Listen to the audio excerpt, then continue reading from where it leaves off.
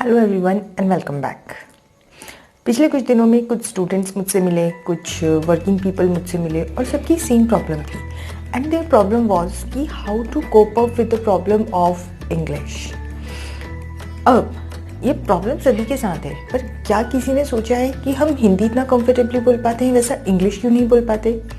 And I am sure कि जितने लोग इंग्लिश का प्रॉब्लम फेस कर रहे हैं they all might have worked very hard in learning English.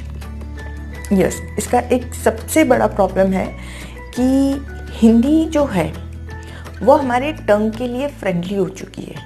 मतलब हम कोई भी वर्ड सुनते हैं तो हम उसे बहुत ही जल्दी ग्रैब कर लेते हैं, हम उसे बोल पाते हैं। लेकिन इंग्लिश जो है वो हमारे लिए स्ट्रेंजर है। हम उसका वर्ड सुन भी लेते हैं तो उसे ग्रैब करना और उसे यूज़ करना becomes quite a difficult job कि यार नया वर्ड है। So today I'm here to help you with how to cope up with problems of English learning. Okay? हाँ, तो जैसे हमने देखा कि सबसे पहली चीज़ हमें करनी है कि हमारी टंग को लैंग्वेज फ्रेंडली बनाना है। अब वो हम कैसे करेंगे?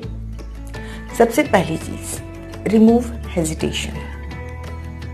जो सबसे बड़ी प्रॉब्लम है वो ये है कि हम हेजिटेट ज़्यादा होते हैं कि यार अगर गलत बोल दिया तो इसका मतलब सही नहीं हुआ तो बिल्कुल अपना हेजिटेशन रिमूव कर दीजिए, क्योंकि अगर आप बोलेंगे ही नहीं तो you will never learn. At least आप बोलेंगे, कोई आपको टोकेगा तो you will be learning be knowing the correct thing. पर अगर आपने बोला ही नहीं तो करेक्ट कैसे सीखोगे? ओके, पहली चीज़, remove hesitation completely. Second, speak and speak. आप जैसे भी हो सकता है, जितना हो सकता है आप इंग्लिश बोलिए। आप अपने कलीग्स के साथ, अपने सीनियर्स के साथ, अपने सबऑर्डिनेट्स के साथ, अपने जूनियर्स के साथ, अपनी फैमिली में किसी के भी साथ आप इंग्लिश बोलिए। इन केस अगर आपको कोई नहीं मिलता है तो stand in front of the mirror and speak. वो भी पॉसिबल नहीं है तो record your voice and then listen it again. तो इससे ये होगा, जो भी इम्प्रूवमेंट होगा वो सेल्फ इम्प्रूवमेंट होगा। ओके, थर्ड थिंग, जब आप बोलना सीख रहे हैं तो बाकी की जो 3 एक्सरसाइज है, रीडिंग, लिसनिंग एंड राइटिंग, इन्हें बिल्कुल अवॉइड मत करिए। क्योंकि कई बार ऐसा होता है कि जो चीज़ें हम बोल नहीं पाते वो हम लिख पाते हैं, हम सुन के और अच्छा याद कर सकते हैं। तो अगर आप किसी लैंग्वेज से फ्रेंडली होना चाहते हैं तो उसके चारों एस्पेक्ट्स सीखिए, listening, reading, writing and speaking. Okay, next thing, add for vocabulary. छोटे छोटे वर्ड्स आप सीखते हैं, that is the good thing, but try to grab the phrases. मतलब जो वर्ड्स होते हैं उन्हें दूसरे वर्ड से जोड़कर आप सेंटेंस बनाएंगे, पर जो फ्रेजेस होते हैं वो अपने आप में एक कंप्लीट मीनिंग देते हैं। Instead of learning words, learn phrases. अब हम ये फ्रेजेस कहाँ से सीखें? Read books and listen news. आप लोगों के पास इतना शेड्यूल नहीं है कि आप मूवीज़ देख सकें या आप सॉन्ग सुन सकें, तो सबसे perfect thing is listen English news, because वहाँ बहुत सारे फ्रेजेस यूज़ होते हैं और अगर उनमें से आप डेली एक फ्रेज भी ग्रैब कर रहे हैं और थोड़ा बहुत भी आप सेंटेंस रिपीट कर पा रहे हैं, डेफिनेटली आप में इम्प्रूवमेंट बहुत जल्दी आएगा। सेकंड, अगर आपको कोई आपकी मिस्टेक बताता है, जस्ट एक्सेप्ट दैट मिस्टेक और उस मिस्टेक को अपने माइंड में रखो, सो दैट नेक्स्ट टाइम जब आप उस बारे में बात करो तो वो मिस्टेक आपसे रिपीट ना हो। Okay, and last but the most important thing, that is be ready with your cheat list always. Now what is cheat list?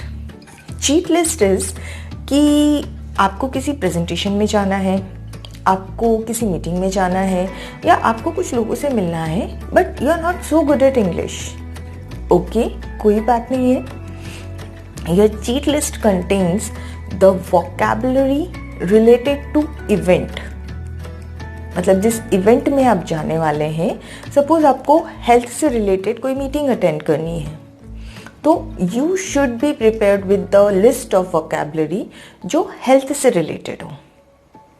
Getting my point?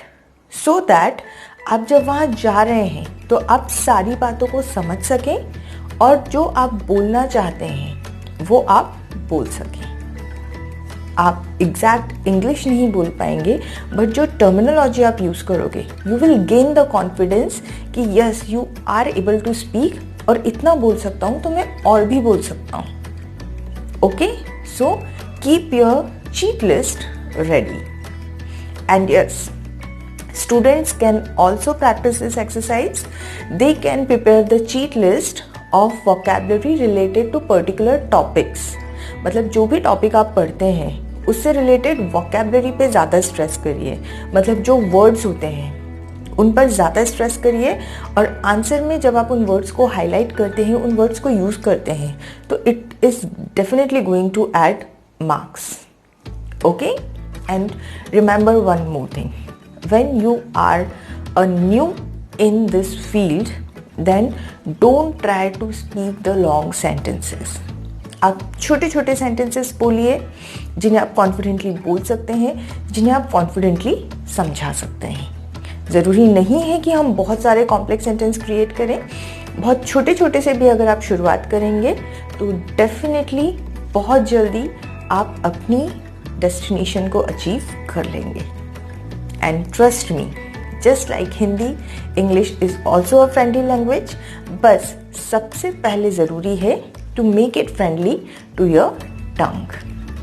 Okay, just try to do the things I have discussed here, and मुझे comment section में ज़रूर बताइएगा कि क्या ये आपके लिए helpful था, and whatever new thing you want, you can just drop down in comment section.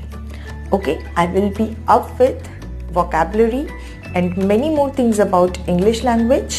So keep watching Escape the Ordinary. Don't forget to like, share and subscribe, and take good care of yourself. Bye bye.